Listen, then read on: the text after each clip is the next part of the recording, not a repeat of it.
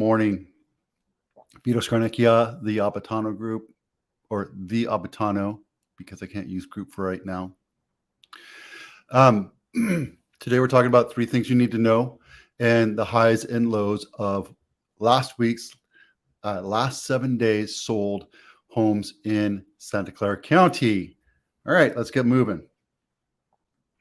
First thing we want to talk about is the 3 things you need to know. That's like the cool thing that we're doing now. 3 things you need to know. Why isn't my home selling? Well, we're going to go through that. As a matter of fact, I'm going to hold that to last. Okay. The indication that bank failures will hurt real estate. Maybe. Here's the thing, right? The banks that are being affected right now are the ones that hold mainly cash flow and business accounts for businesses, startups, tech companies, etc.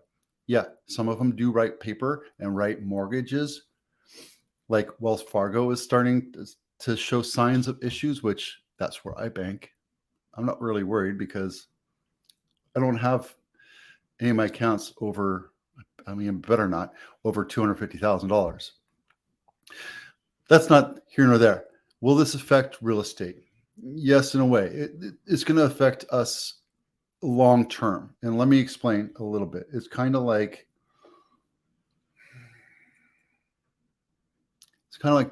dominoes, right? And we're doing this precarious balancing act with a bunch of dishes and however you want to look at it, right? Spinning dishes, right? Everything's being spun right now and everything's kind of like slowing down. So we have people running around spinning these dishes, and it's gas, and it's healthcare, it's credit cards, it's automotive, it's real estate, it's mortgages, it's finance, it's startups, it's consumer, it's all this stuff. And that's our GDP, right? Everybody's doing this. And it's been so long that nothing's dropped that people are starting to get tired out, right? So what happens if and when more banks fail? Well, let's say that Wells Fargo, and this is worst case scenario. I'm not saying this is going to happen, right? This is just my supposition. Wells Fargo fails, or they go into trouble and then they get bailed out. The bailouts is what's hurting us.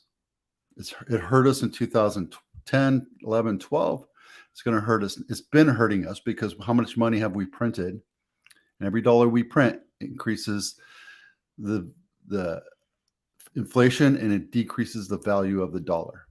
So it's a tax on us, no matter how you look at it. So stocks will go down, gold will go up. Gold's already going up. I think I saw it yesterday or the day before at 19, where it was hovering at 16, 17, up to 18. It's going to continue to go up because it's a solid thing, right? Where's the talk about Bitcoin and all these EFTs right now? It's not, nobody's really talking about it. People are buying short right now. My home investment guru is actually focused on buying stocks right now. It's mentor, not guru. We don't like saying guru because that's a bad word. All right. More layoffs are going to happen because what happens, right? They have no cash flow unless they get bailed out. And then because they have no cash flow, they can't make payroll. And people are going to get laid off, whether it's temporarily or what have you. But, that's going to happen. Inflation's going to happen. We already talked about that. It's already happening, right? But I might tell you that layoffs are a good thing, especially if you're a good engineer or somebody that gets laid off as an engineer or somebody that's highly skilled. You will be part of another company within weeks if you really tried. Right? I get that, right? And there's ones that are disgruntled and fed up and don't want to go back into corporate America. Yeah, I get it, right? It's a different animal. It's a different breed. It wasn't for me. I tried it a couple times and I just saw bureaucracy. And anyway, how will this affect us? The inflation will make things more unaffordable. Gas, healthcare, cars, food. It's already crazy. So that's where we're going to get pinched. These blatant failures, and I don't know if this is true or not, these blatant failures, almost purposeful. I heard somewhere, and I get, again, I don't have a source, so you can't take this as credible, that the executives paid themselves a bonus on Friday at Silicon Valley Bank. If that's true or not, show me the source. I'd love to be able to shame them a little bit more, but that's that. So, okay, why isn't my home selling? Let's go back to that. And with that, we're going to talk about the highs and lows. So let's go talk about the highs and lows real quick. Hang on a sec. Let's redo this. Residential. Back here. Okay. The highest sold house, which nothing super crazy. I mean, it's expensive. I was talking to a marketing consultant who lives in Pennsylvania. And he goes, my house is worth $180,000. And my jaw just dropped, right? So this house right here, and it's in Almaden Valley, right? Let me get the client real quick. So right here, on market 26 days, 6-bedroom, 4.5 bath. I mean, you could put 5 families in there, right? The list price at 3.6, then down to 3.38, and then 3.3 final sales price. Let's take a look at the house. Nothing super fancy, right? It's been upgraded. Let's take a look at the age real quick. 2005. So, it's a nicer home, newer home in Almaden Valley.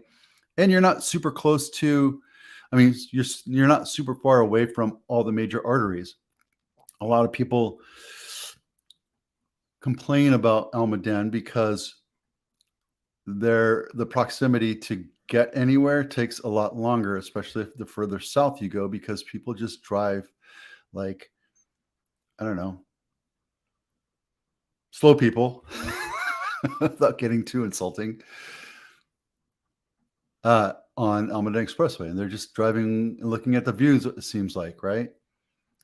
So sparsely staged, nice house. I'm a big fan of granite.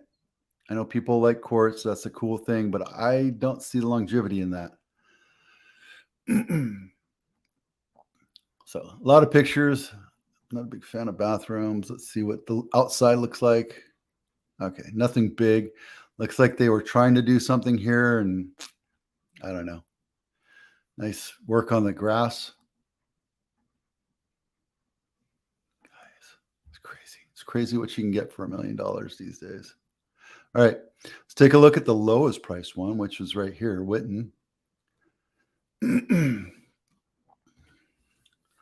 This little thing, let's take a look again.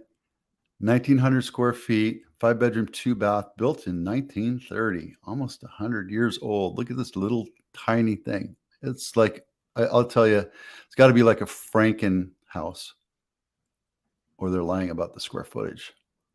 But original everything, that's where you get all the square footage. That looks like it was a bonus room or a sunroom or a patio that was enclosed over time. Yep. Boy, that's rough. So if you're looking for an investment property for a measly $860,000, there you go. Original list price is $900, on market 18 days, so for $860. Again, 1,900 square feet. All right, let's take a look at the next one. This is the lowest list price to sales price, I think, right? Which one is this?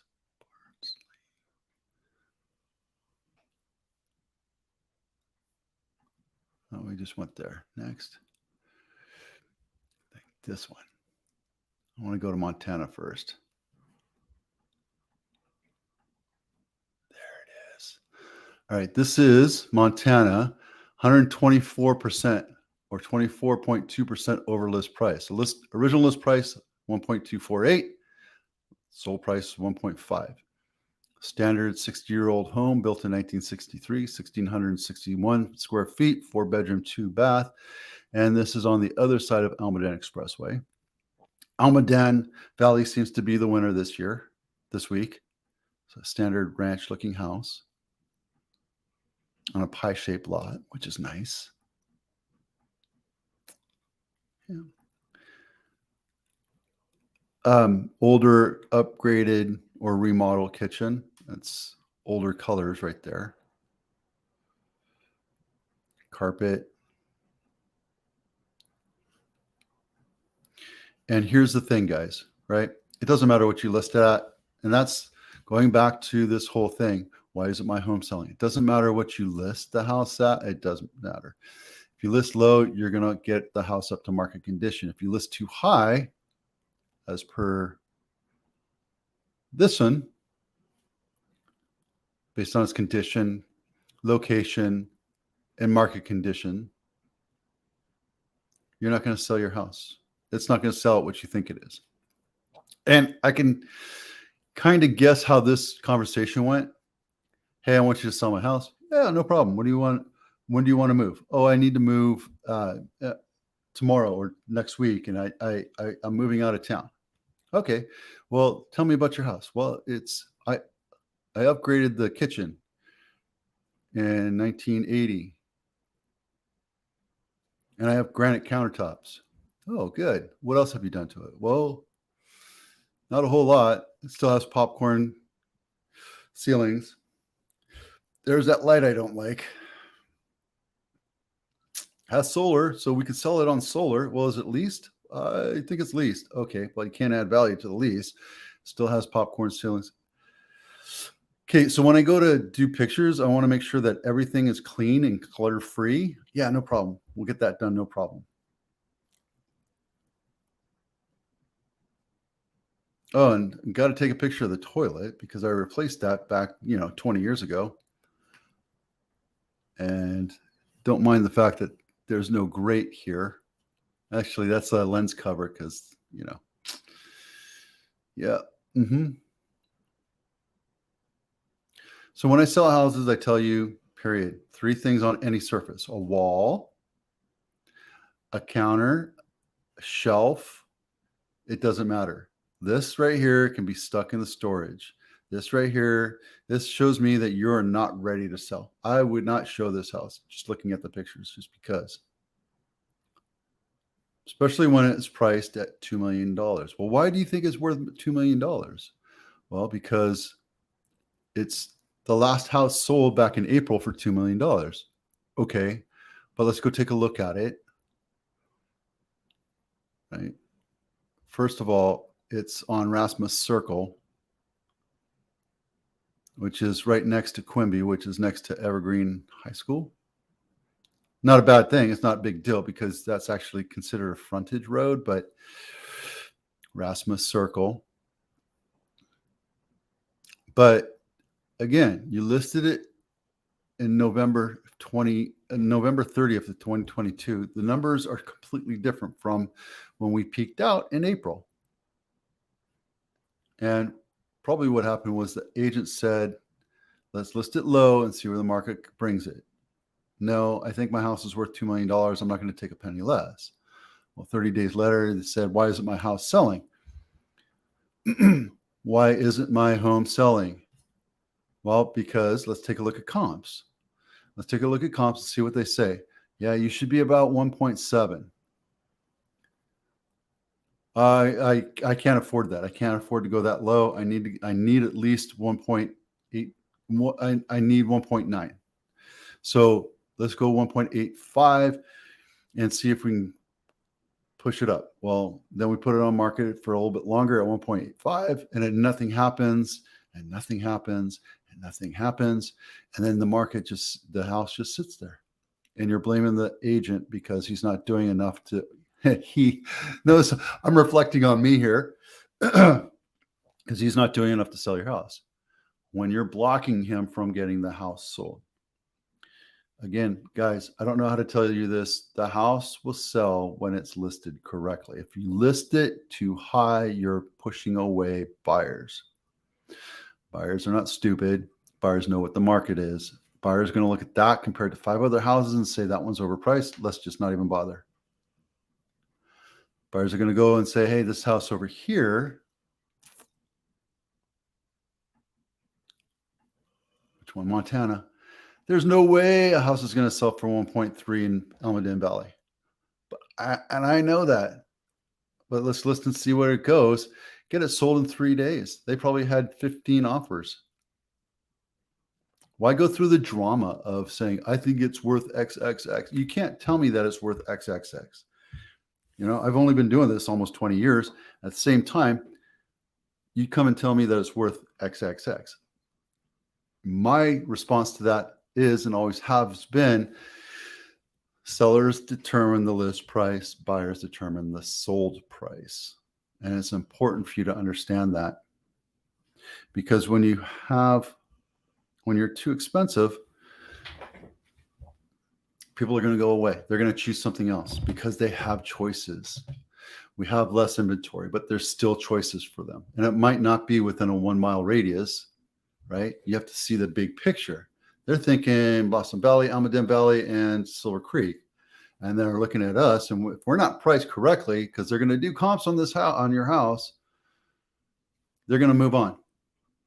Or they're going to say, you know what, this house is way dramatically overpriced. Let's just give them an insulting offer and see what happens. And that's how it goes. And then there's frustration, right? Just took a listing yesterday and we're all in agreement. We're listing a little bit lower. We're just going to get it sold, right? And we got to clear out some stuff, get some stuff on the market, you know, get some repairs done. And it'll be a couple of weeks and we'll have that thing sold because they're in alignment. I told them the strategy. They're like, yep, absolutely, let's do it. And I'm like, yeah, that's so much easier for us to sell it. We do everything. We mail, we email, we do the photos, the 360, we do the drone, we do the video walkthrough, we do the video talk, we do everything just the same as anything else. But when you have the house too high, listed too high, you're going to shove sellers away. There's a little diagram I'll get you next time. Okay. That was 17 minutes of me talking. I hope that wasn't too much. I'm Vito Scarnecchia with Abitano. We'll see you out there.